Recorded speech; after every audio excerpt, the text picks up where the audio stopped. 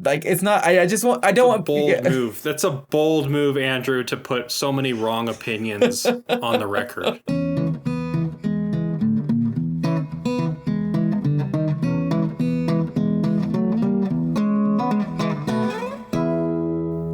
Hello, and welcome to A Century in Cinema. My name is Arthur. My name is Andrew. And this is a podcast where we watch and discuss a classic film from every year.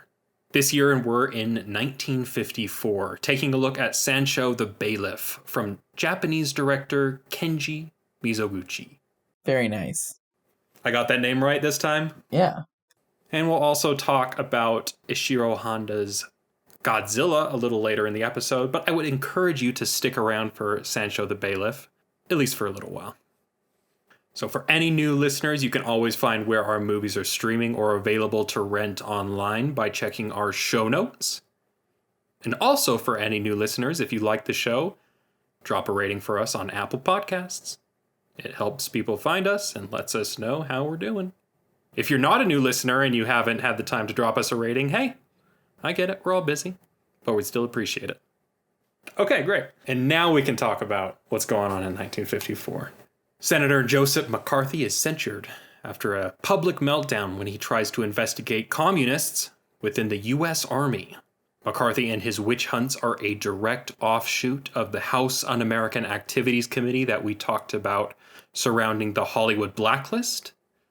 And even though the Red Scare of the late 40s and early 50s subsides in American politics, I would say there's no denying that the fear of communism has had a lasting effect in the country.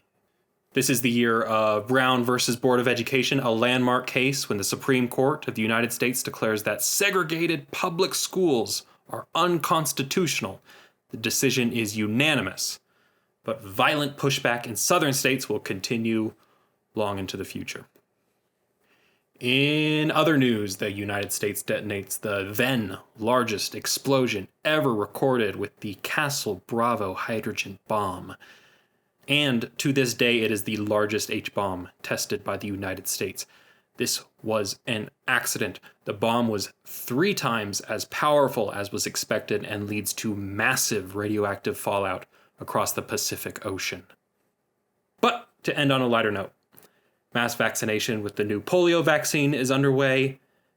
Elvis Presley releases his first commercial record. And Andrew, it's a great year at the movies. Yes. I do also want to say I love that this is the year that the polio vaccine is released, and this is our first episode recording since we've both been vaccinated. Oh, it's true. It's true.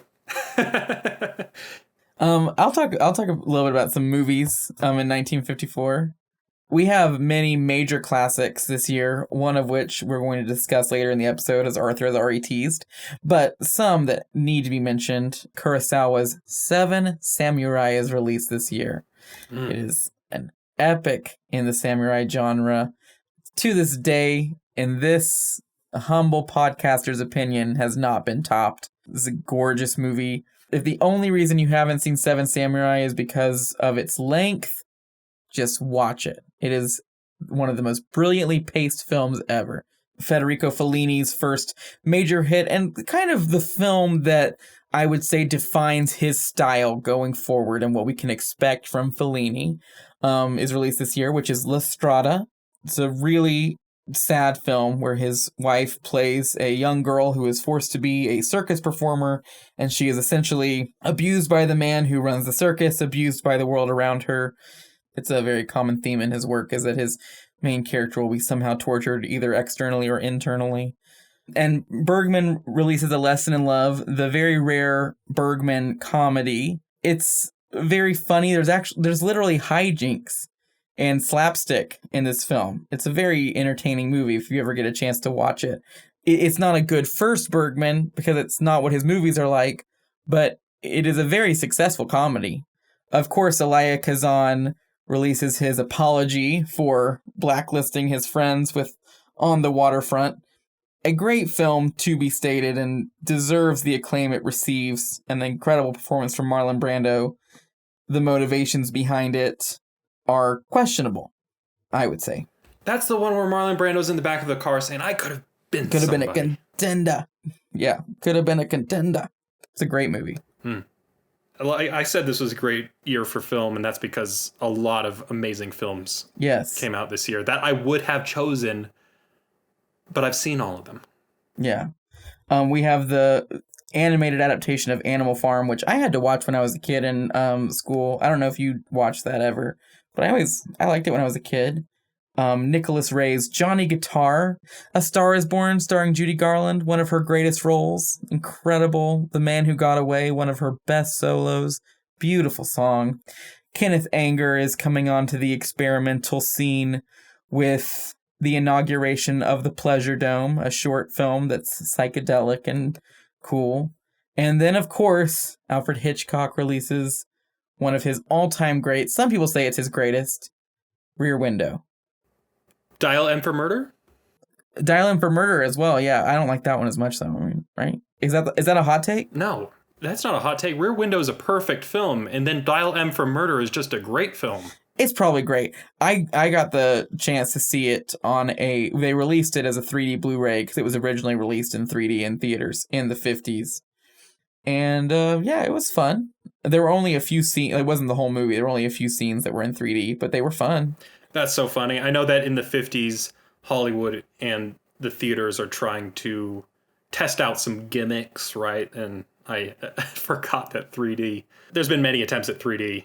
This is the second main attempt at 3D in movies since the 20s, when it was the little things that would come off the armrest. Now it is paper glasses. And the paper red and blue tint glass thing is it never fully takes off, but it's going to be phasing in and out. I mean, all the way through the early 2000s, really, before Real D becomes a thing with James Cameron's Avatar. And there's so many. Sabrina comes out this year. There are so many films. White Christmas. Have you ever seen Seven Brides for Seven Brothers? I might have to stop you. I might have to stop you because we gotta go. We gotta get to Sansho the Bailiff. Yeah, take a deep breath.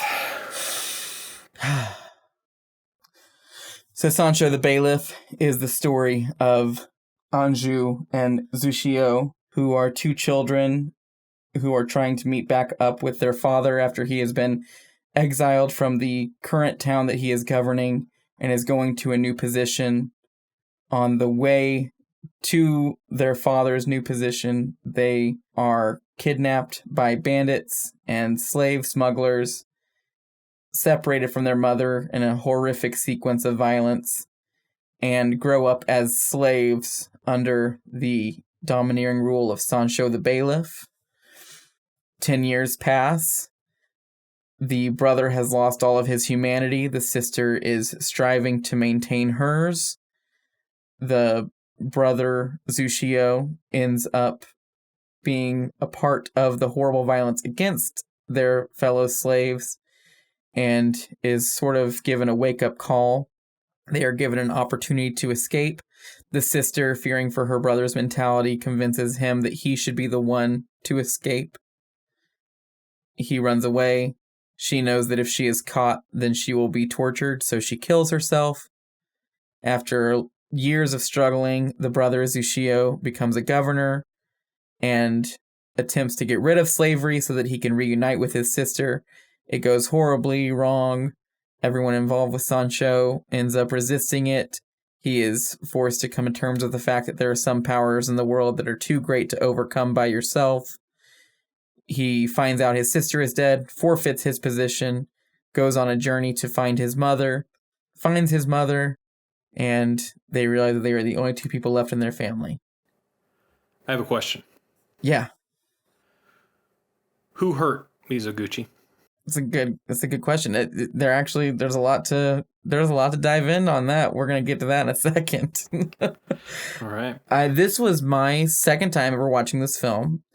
My first time, I think, was 8 or 9 years ago. It was when I first got the movie on Blu-ray, and I watched it with James, and we were both by the end of it, just completely floored in many different ways, mostly emotionally. I just thought, oh, that is the most distressing thing I've seen in a long time.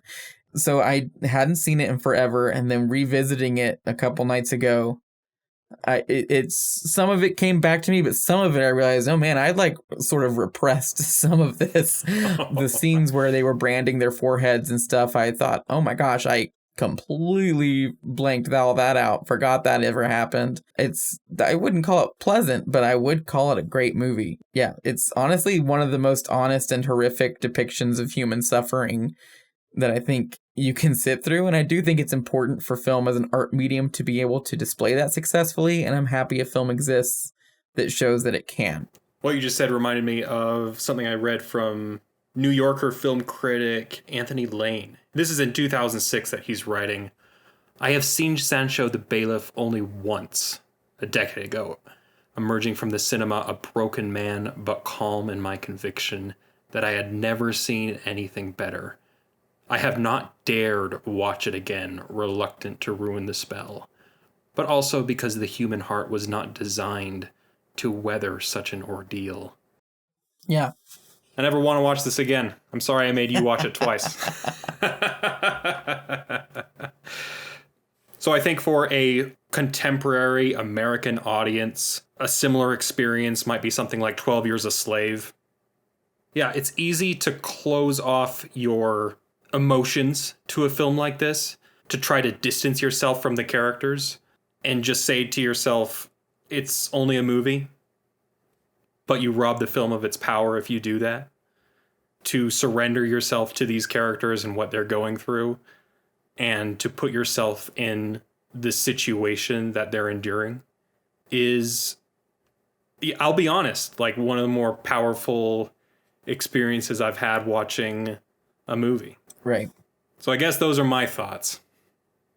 I think that sequence of the mother being ripped from her children and them being forced into separate boats, I mean, it's just horrible to watch them get ripped apart like that, and they're all screaming. Watching it with my roommates, I mean, everyone was saying, no, no, no. And I was thinking, oh, I remember it gets so much worse after Yeah, you this. check the runtime and you're like, oh, I'm only 25 minutes into this 2-hour film. Oh, God. I mentioned in High Noon that the lead up to the scenes of violence are almost more important than the violence itself. And the 10 minutes where they're being tricked into that situation is so uneasy.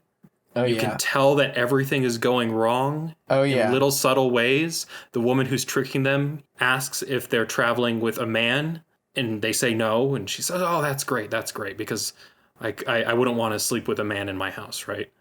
But no, you don't trust her. And yeah, once you see the boats and the men prepping the boats and everything, it's so distressing. And then once the scene actually breaks out and that eerie flute starts to play, oh, it's terrible. It's terrible. The mom offering up all of her wealth, all of her money to them to take her back, and then they just steal it from her and hit her is like, oh, there's just nothing she can do. There's nothing anyone can do. If we describe in detail every distressing scene in Sancho the Bailiff, we might be here all night. True. It's true. So maybe we should move on to talk about the director. Yeah, Mizoguchi had a troubled childhood, to say the least. Did you do any research on him? No, I let you do that. So you will be telling me about this man. What year did the Russo-Japanese War happen? I think we even touched on it. Well, it was 1904 to 1905. That's right, because Battleship Potemkin is 20 years after it. Okay. So during that time, Mizoguchi is very young, and his father thinks this is going to be a much longer war than it is. So he puts all of their stock, all of their money, and invests it into raincoats that they are selling to the soldiers. It ends up being a horrible investment. They lose all of their money. He had an older sister and a younger sister, and they told him when he was young they had to give up his older sister for adoption because they couldn't afford to look after her. That was a lie. They sold her off as a geisha, and that profoundly affected him. Once he realized that information when he was a young teenager, he really never forgave his father. And on top of that, his father was extremely abusive to his mother and his sister, and would spare him most of the time because he saw He thought displaying this abuse to his son was a way of showing him how to be a strong man, and he thought that hitting him might make him weaker. You see that in this movie immediately, the entire feeling of watching people suffer to great lengths and feeling like being a witness to it and not even being able to be a part of it. The survivor's guilt is pretty horrible. Survivor's guilt is a big theme in his films, honestly. Once he was older, he actually was able to reunite with his older sister, and she's the one who helped him find a job with a producer that she knew, and that was how he started working in film. But yeah, that's like the main gist of Mizoguchi as far as like what I know about his life. I know that he was a very sad man, but he was also, we've talked about how Ozu was sort of a perfectionist on this technical level, and Kurosawa is also sort of a perfectionist on this skill level. Mizoguchi, as ironic as it sounds, is sort of a perfectionist on emotional levels. Unlike the other two, who will rehearse a scene throughout the day, get the movement and everything down, and then film their one take, Mizoguchi would have entire days on set where not a single reel of film was used. He got down what the camera movement was going to be, so all of the crew were going through the motions of the shot every single time. They just never actually filmed. And he was just having his actors run it over and over and over again, 30 to 40 times in a day, until he could get the raw emotion out of them that he wanted. But he was also very open to self-interpretation from actors and letting them bring their own energy into performances. But he overall really did want to make sure that the performances in his films felt genuinely distressing and could elicit true emotion and despair, because that's really what he's trying to get across in his films. They're not for everyone, but they are very successful in what they're attempting to do. They're operatic tragedies. Yes. Almost melodramatic. Almost. They like skim the surface of melodrama. Even this film, honestly, this is a much happier ending than, say, The Life of Oharu. Yeah, some of his other films. At least the son and the mother are able to finally recognize each other and end up together. For a second there at the end, I was completely convinced that the mother would not recognize him and this is how we were going to end it. Yeah. Because that's the world that we live in Sansho the Bailiff. It feels earned, but you can't help but feel like this whole movie is just depicted reality, and in reality, he probably would have never been able to find his mom, you know? Like, this is all like sort of a fantasy at the end. Mizoguchi, when he first started out, his whole technique was one scene, one shot. Obviously, at this point in his career, which is near the end of it, he has loosened up on that quite a bit, but he still would always film one. I don't even want to call it a master shot, because our idea of what a master is not what he's doing. I mean, he's moving the cameras around, he's getting in close to actors and stuff, but he would film these scenes in one long shot and then would do other shots that he could edit from. But whenever he edits back to a scene, it is always the same shot you were watching beforehand. He doesn't have like coverage. Every shot you see is the only shot he got. Shooting for that edit. Which, and it's not even really that, and I guess it kind of is, but there actually is infamously so much cut from this movie. Forgivably, it feels like after his initial failure to present the Buddha statue to the... Wait, who? After the brother? Yes, after the sister has killed herself and the brother has escaped the monk temple, and he goes down to the other governor's station and is presenting himself on the ground. And they're like, how did you get this Buddha statue? And they take it from him and kick him to the side. Remember all that? Oh, gosh. I had begun the process of repressing it, but yes, now I remember it. Yes, thank you. Okay, in the original screenplay, and this was filmed, it was cut. We don't have any access to the footage. It's destroyed. But he went to another Buddhist temple, and it makes this huge commentary on how the Buddhists are so much like, oh, we have to help our fellow man, but they also live these isolated lives where they can't possibly help anybody. And then in the scene itself, they all eat their own food, and he begs them for food, and they don't have any to give him, so they hand him a rotten persimmon. He eats it and vomits it. This was all filmed, and they decided to cut it. And again, that's why I say it almost feels like forgivably, because it just feels like the reason it was cut because they were sitting there watching it like, no, we will lose them here. We will absolutely lose them here. This is too much.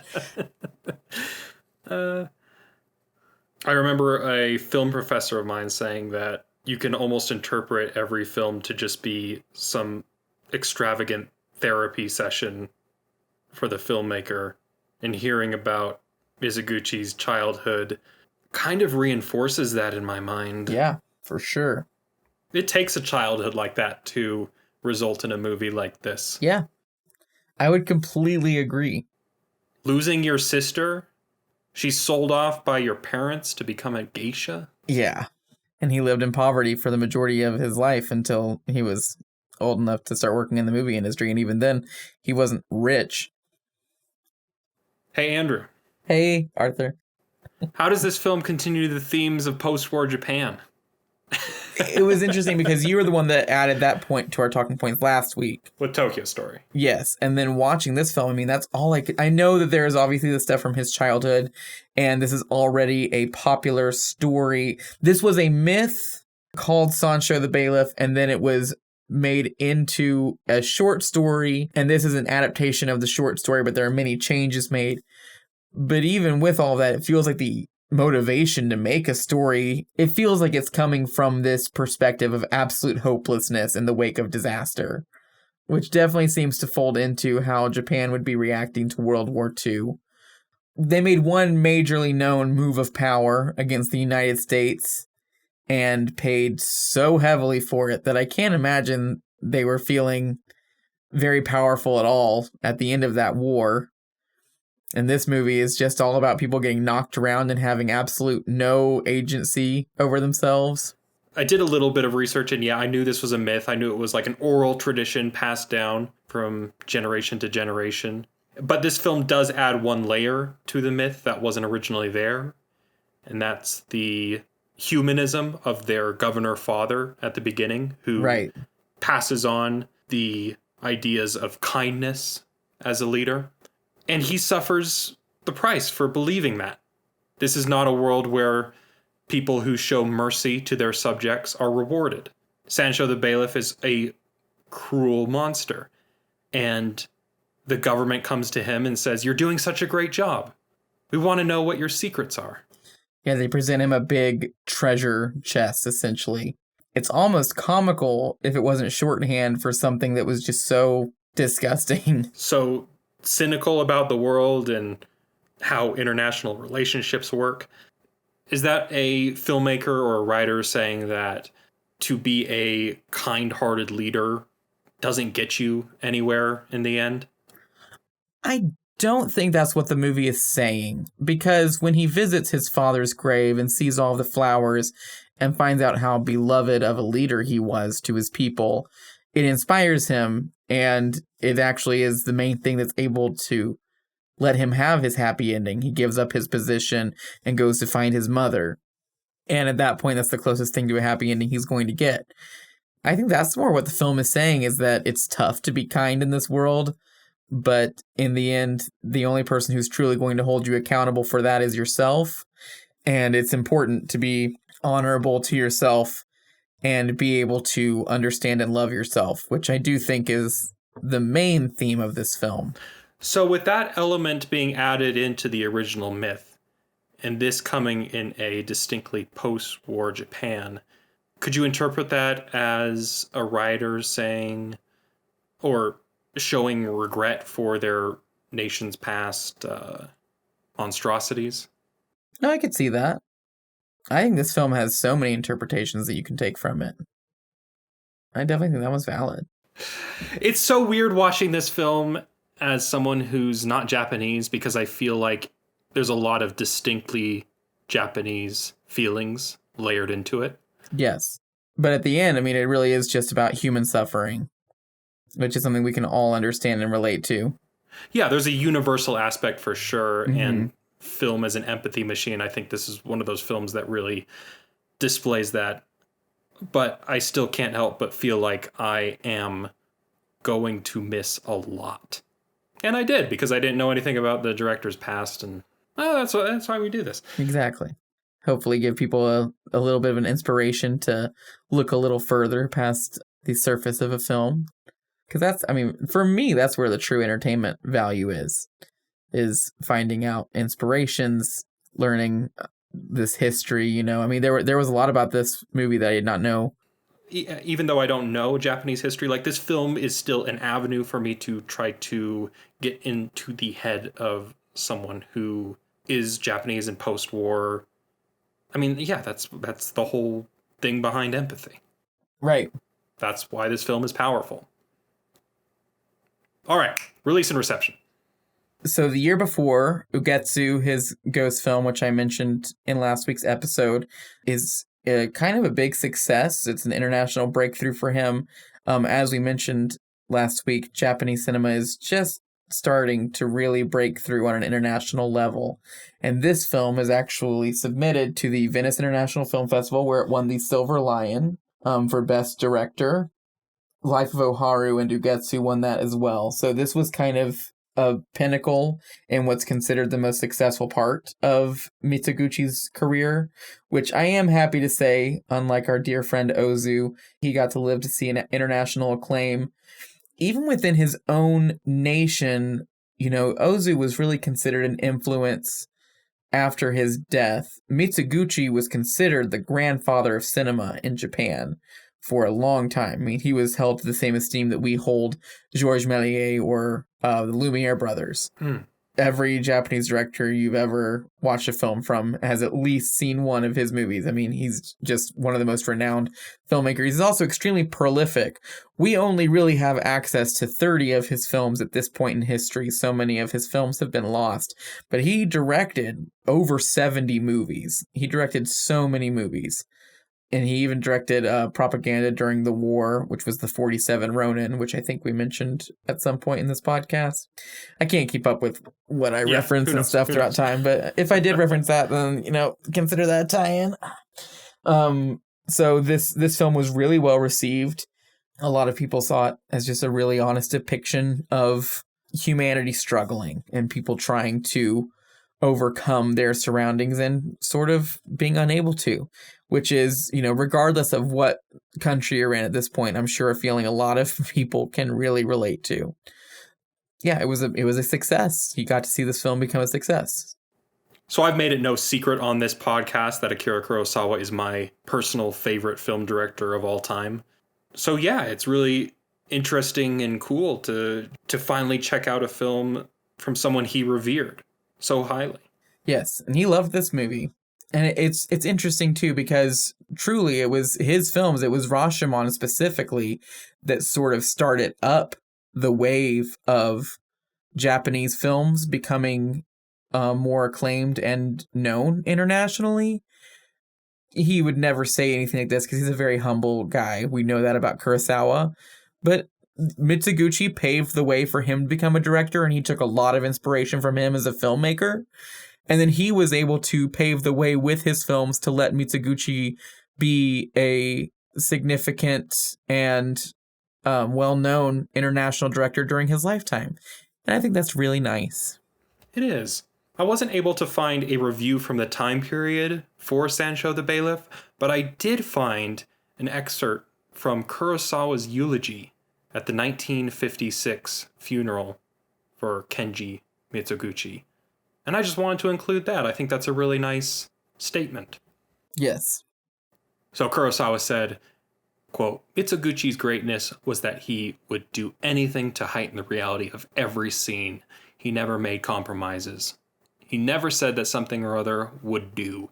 Instead, he pulled or pushed everyone along with him until they had created the feeling which matched his own inner image. He had the temperament of a true creator.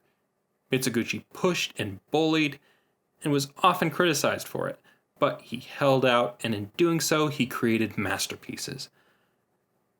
Directors like him are especially necessary in Japan, where this kind of pushing is so resisted. Of all Japanese directors, I have the greatest respect for him, and with the death of Mizoguchi, Japanese film has lost its truest creator, end quote. So like you said, he was seen as the real grandfather of Japanese cinema, the creator. Yeah, beautiful words from Kurosawa. I do find it interesting, the pushed and bullied statement. I don't know what that entails, but... You know, I sort of mentioned it earlier with how he would do those rehearsal takes all day and not film a single reel if he didn't feel like the emotion was there. The actress who played Anju, which did you notice she was the same actress who played the younger daughter in Tokyo Story? The one who lives with the parents? Oh, no, I didn't. No. Yeah, no, it's the same actress. But she was interviewed much later in life, reflecting upon working on this film. And she talked about how she didn't feel like it was collaborative, but she did feel like she was allowed to bring her own interpretations and emotions to the scene. But she said it couldn't have felt collaborative because regardless of what I was putting forward, I was doing everything I could to make him happy. And the only time he was truly happy was when I was completely wiped out, felt like I had been doing everything way too long, was at the end of my rope and completely stressed out. And that was when he would say, okay, let's film it right now. I'm sure that has something to do with it. Similar to, you know, the conversations around Shelley Duvall and Stanley Kubrick. Right. So mentioning Kurosawa in relationship to Mizoguchi, I have now seen films from the quote-unquote three masters of Japanese cinema during this era. And that's Kurosawa, Ozu, and Mizoguchi. Different styles for sure. Mm-hmm. For sure. Yeah. I mean, even just thinking about how Seven Samurai came out this same year as this film is like, oh, well, one of them's a 3-hour movie that I could watch at the drop of a hat and have a great time with. And one of them is a 2-hour film that I feel like I have to watch at most every 10 years. So very different from each other. And then, of course, Ozu doing his own thing, almost. Yeah, I mean, he took a lot of inspiration from Mizoguchi as well, mainly with the whole one scene, one shot approach. Of course, he didn't not want to move the camera, but he did really like the idea of setting everything up for your shot and then filming. That was the main inspiration he took from him. And then there's also the heart and interest in empathizing with real human drama that I see in Ozu films that remind me of this. Not nearly as tragic, but those two seem to have that similarity compared to Kurosawa, who has more of a swashbuckling sensibility. And that's not to say that his films don't concern real human drama. They do. Yeah. But it's different. You can feel that difference. Yeah, I can agree with that. I mean, Kurosawa does have films that are just absolutely devastating to watch, but never quite on this same level. They're just different, but I love the films I've seen from all of them. Yeah, and only having seen one film from Mizoguchi, I hesitate to make any broad generalities about his style. I've seen a few, and Life of Oharu, especially, which he did consider his best movie. He thought that was his all-time best movie. That is a tough watch. That is a tough movie to sit through. I mean, it's just about a woman who gets sold into geishadom, and we would just watch her lose all agency in her life over the course of 2.5 hours. And I do want to mention that as much as I love Kurosawa, his women characters leave much to be desired. And as I understand it, Mizoguchi's films almost always have sympathy for women in society in a way that is not only unusual for Japan in the 1950s. Yes. But in film in general. Yeah, him and Ozu seem to share this specific sympathy for women within their frameworks and their narratives that, yeah, as you said, Kurosawa does not try to do pretty much ever.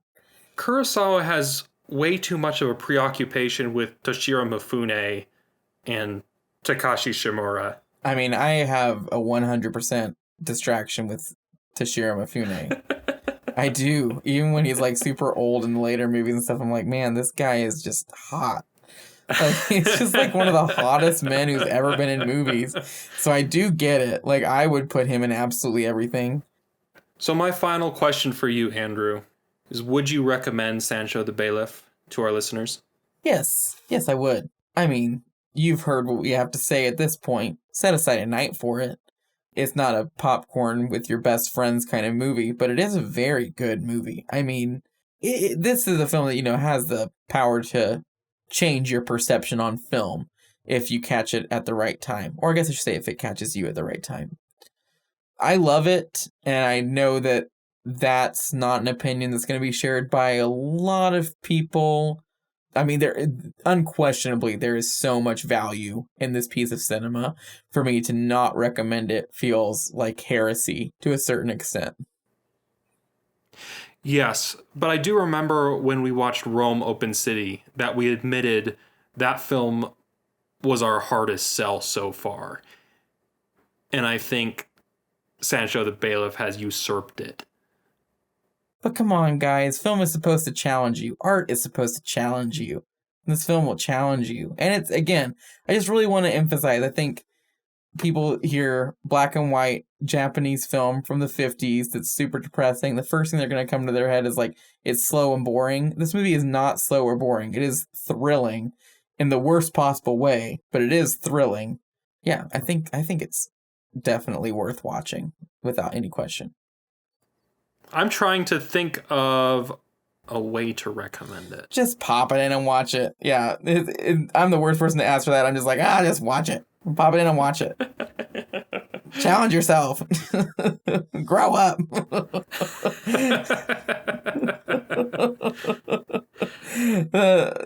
the worst person to ask for that sort of thing.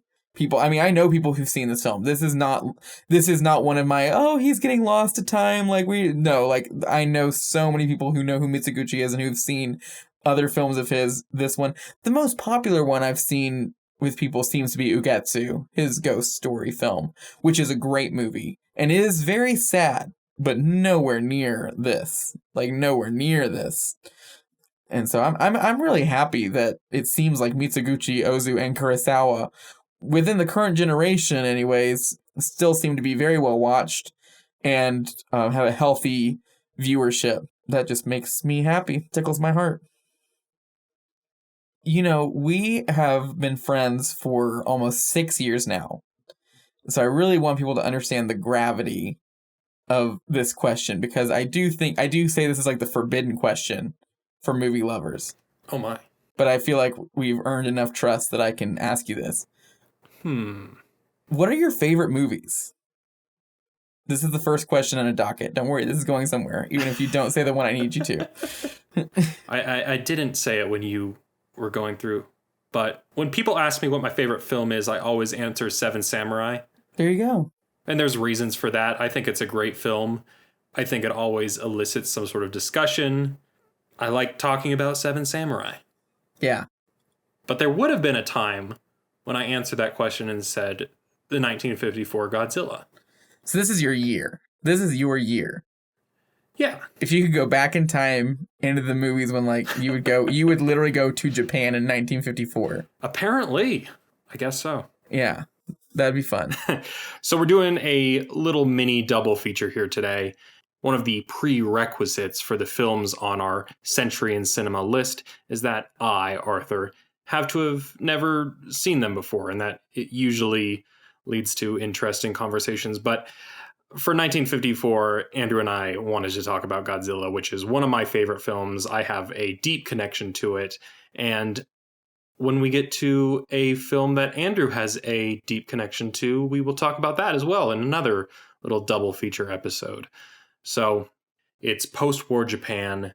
Japanese ships start to sink off the coast. And when the government looks into it, they discover that a giant radioactive monster has been awakened and mutated by the hydrogen bomb tests in the Pacific. That monster, Godzilla, attacks Tokyo. There's a huge sequence of destruction. Thousands are dead. And Godzilla seems to be unstoppable.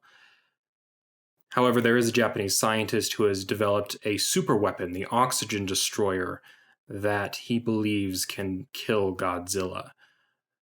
The moral dilemma is that the oxygen destroyer would just fuel the arms race already going on What started with atomic bombs, now thermonuclear devices, and the oxygen destroyer would just become a new weapon to throw into the mix.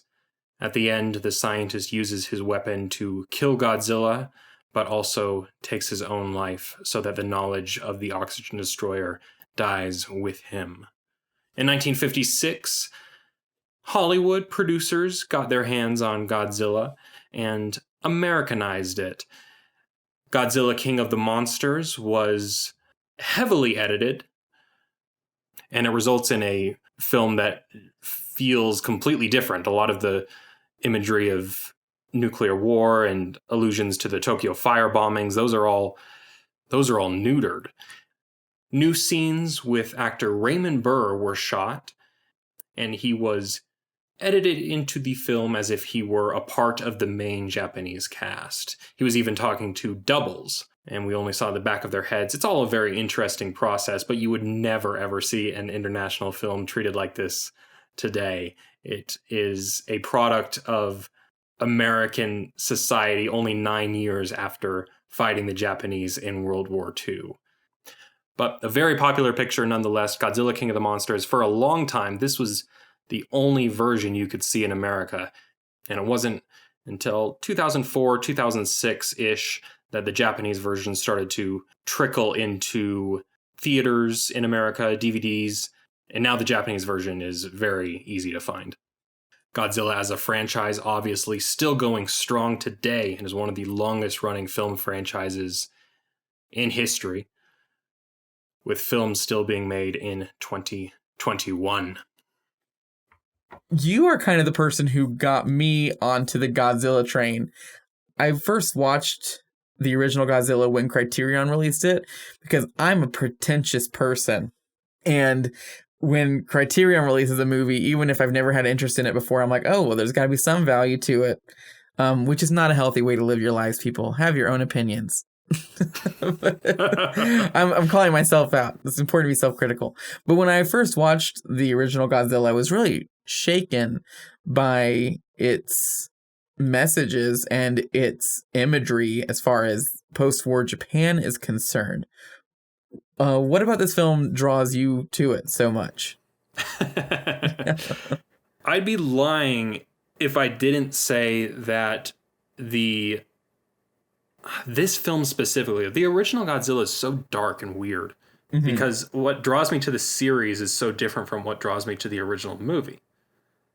I'm drawn to Godzilla and the series as a whole because it speaks to the inner little boy in me that just wants to crush cities and fight things.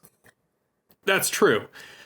But that is not what the original film is about. The original film is layered and dark, and it's got messages hidden within messages that are just so interesting to explore.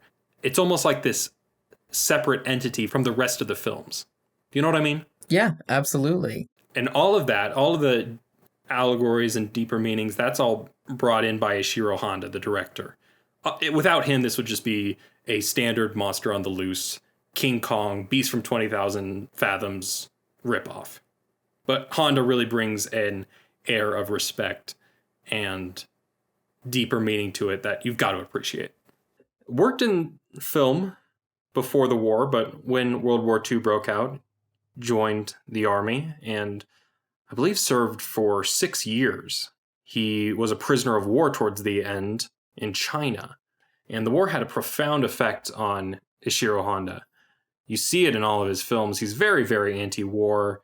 He believes in international cooperation and just had that unique eye of a filmmaker who has seen and lived through some harrowing experiences. Tying it all together with what we were talking about before, actually, Ishiro Honda and Akira Kurosawa were close friends at the Toho Film Studio. Honda worked as an assistant director on many, many of Kurosawa's films and was actually kind of a protege to Kurosawa. I know that in Kurosawa's film, I believe it was Stray Dog, or it might have been Drunken Angel, but Honda was the second unit director and filmed a lot of shots around post-war Japan that Kurosawa was very, very impressed with. he said Honda had an eye for that kind of thing. But nonetheless, Ishiro Honda became the giant monster director for Toho Studios. And that all really begins with the first Godzilla film, which he was excited to jump on and really put his stamp on the picture. So do you remember when you first watched it? It would have been when I was like 4 years old. Do you have any specific memories about it? I remember not liking it. Like I said, it's not for the little boy who wants to just kick over buildings. Mm-hmm. When I was a child, when I was like 4 or 5, my favorite movie was King Kong 1933. What I would do, I had a cardboard box and I had cut out part of it to make it look like it was like a TV with me in it. Yes. And sometimes I could like perform in this TV to like act like I was on TV to my family and stuff when I was a kid. But when it was King Kong time, and I loved watching that movie when I was a kid, I watched it all the time. I would always get in my TV box and watch it and like from the ground and be like, he's like gonna stomp on me, like. Yes. Yeah. So I always loved that movie. As a little kid, I remember renting Godzilla films at Blockbuster. I can still remember the smell of Blockbuster. And I remember we watched some of the older 60s, 70s ones first, and those were a lot of fun. But then, when I realized that there was one in black and white, there's 2 in black and white technically, but there's one in black and white that you got to watch. This one. I threatened to color on the TV. I refused to watch a black and white film, so I got my crayons out and I was ready to color on the TV because I was not into the idea of a black and white film. I was 4. That's just the difference, man. The first movies I watched were in black and white. Like the earliest movies and TV shows. I remember watching the original television series for The Legend of Zorro on VHS. I remember watching the original The Little Rascals TV show on VHS that my parents had. And I remember watching King Kong. So for me, like King Kong was like so epic. I thought, oh my gosh, this big old monster. And like the effects looked so real to me. Like, I mean, I was literally an audience from the 30s at that point. Like that was all I knew.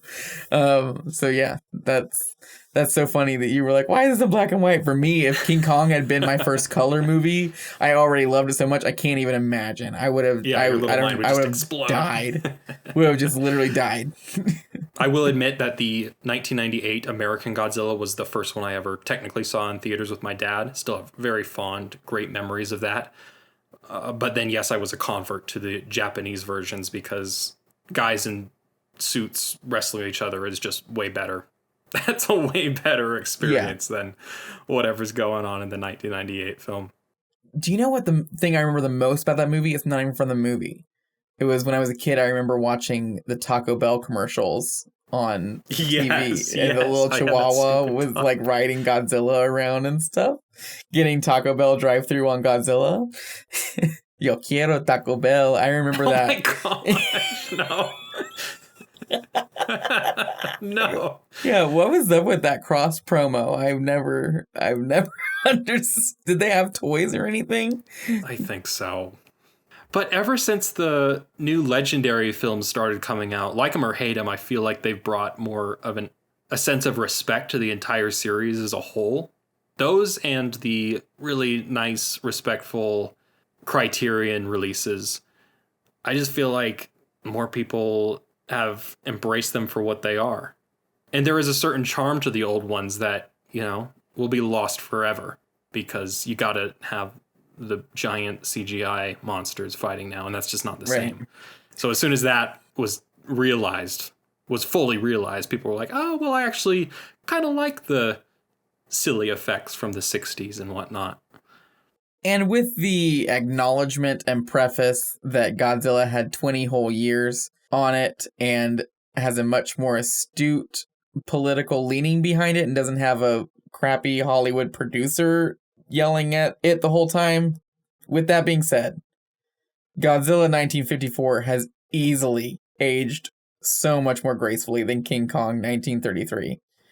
Oh, the racial politics of King Kong are super questionable. Almost make them interesting, but the problem is that Godzilla's right there and everything it's saying is intentional, and everything within King Kong is subtext because it was made by a bunch of white men who were completely racist, and then you're watching it and you're like, oh, this is about their fear of black people. That's what this movie's about.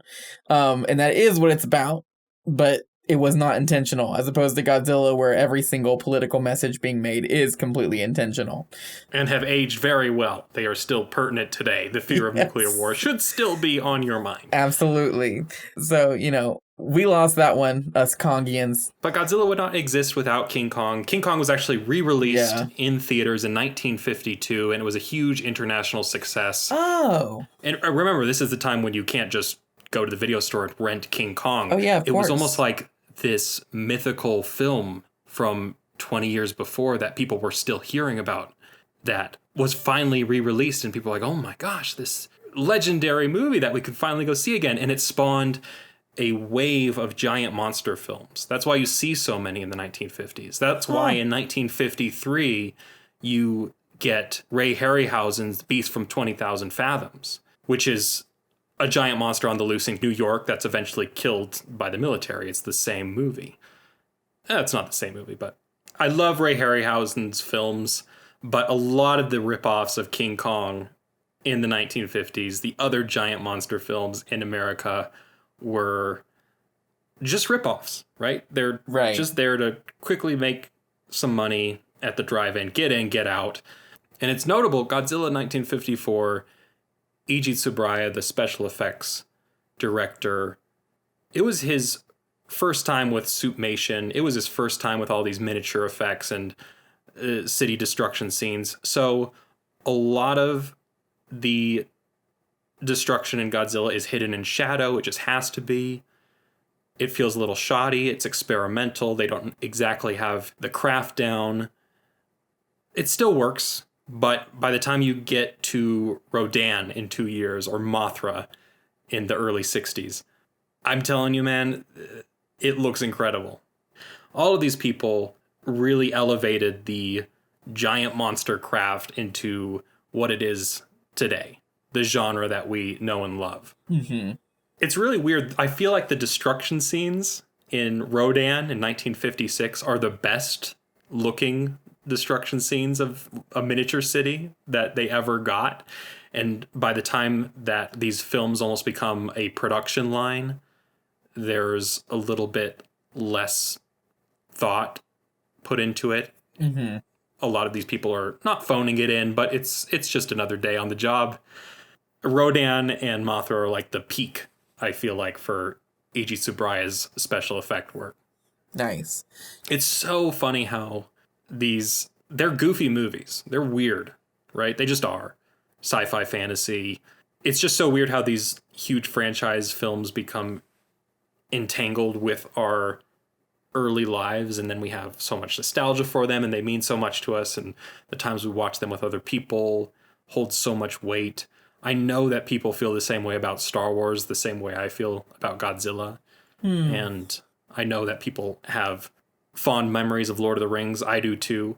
But yeah, those certain genre films that are just elevated to become ingrained in our psyche, they become a part of us. And I think that's something really magical and cool about filmmaking and cinema as a whole. Yeah. So my thing will always be Godzilla. There has always been a popular pulse to hate any Americanization of Godzilla films. That includes the Raymond Burr re-edit from 1956, Godzilla King of the Monsters. That includes Roland Emmerich's Godzilla from 1998, and now that includes Legendary's Godzilla. All I'll say is that without all of those questionable reinterpretations of the character, Godzilla would not be nearly as popular as he is today. The stupid tagline that was invented for the 56 re-edit, King of the Monsters, is now his official title, even in Japan. I mean, that's such a perfect stroke of genius from a PR standpoint. It's a direct challenge to King Kong. It's great. A guy named Terry Morse was assigned to direct the new scenes in the 1956 Raymond Burr Godzilla King of the Monsters. And Terry Morse is an editor, so it actually makes a ton of sense to get an editor to direct these scenes that will have to be finagled into the original Japanese cut. Now that we have the original Japanese version widely available, I think Godzilla King of the Monsters is this interesting oddity, and the hate it used to get isn't nearly as deserved. I actually think that the level of production that went into trying to rework this movie for American audiences is kind of admirable in and of itself. And dubbing, as silly as it is, I still enjoy watching dubbed versions of these movies. They're fun. That's where I do have to draw the line. And it's like, I'm just too much of a pretentious dick, man. I can't even watch the freaking Miyazaki movies with the dubs, and those are like directed by him. And some people are like, "Oh, the dubs are even better." I'm like, "Well, okay, you can feel that way, but I'm gonna listen to it with the original voice acting." I saw the Kong versus Godzilla, the American edit first, because weirdly in the Criterion edition, I'm sure it has to do with licensing or something that I have no idea about. But the official Kong versus Godzilla Blu-ray is the American re-edit. The original Japanese film was in the special features disc, which I did not know till later. Right. And so I was like, man, whoever came up with the idea of like cutting back and forth between these like newsreels in America, this is a horrible decision. Then like a month later, we watched the original cut and we were like, oh my gosh, this is just an improvement in every single way. Like, so yeah, I don't know. For me, I'm like, I agree with you. I see the purpose and the point, and I'm happy that they happened, because otherwise, yeah, it would not be a cultural moment, and we might have never, even known about Godzilla, There's that possibility does linger. If there had never been any sort of Americanization about it, we might have never seen them. So, yeah, I mean, I'm grateful for it. That doesn't mean I have to like them. Nope. And I'll admit, it's a nostalgia thing. Everyone grew up with their dubbed versions, and when you're 4 years old, you're not going to read the subtitles. And I watch something like Godzilla vs. Monster Zero because it reminds me of being a kid, so I'm going to prefer the dubbed version. I have no transition. But we have been recording for 2 hours. Yes! So I need to stop us. So let's look ahead. What's going on in 1955? What are we watching? Next week, we'll be watching Nicholas Ray's Rebel Without a Cause, 1955. One of the handful of films starring James Dean. I have not seen this film. I've seen many Nicholas Ray films, and I think I've seen every James Dean movie except for this one. And I'm very excited. This is another kind of like Double Indemnity. It's been on the list of shame movies I should have watched by now. So I'm so excited to get to watch it for this podcast. Yeah, and every film on this list is on my list of shame. So I'm excited for it as well. You have a longer list than me. Approximately 100 films, yes.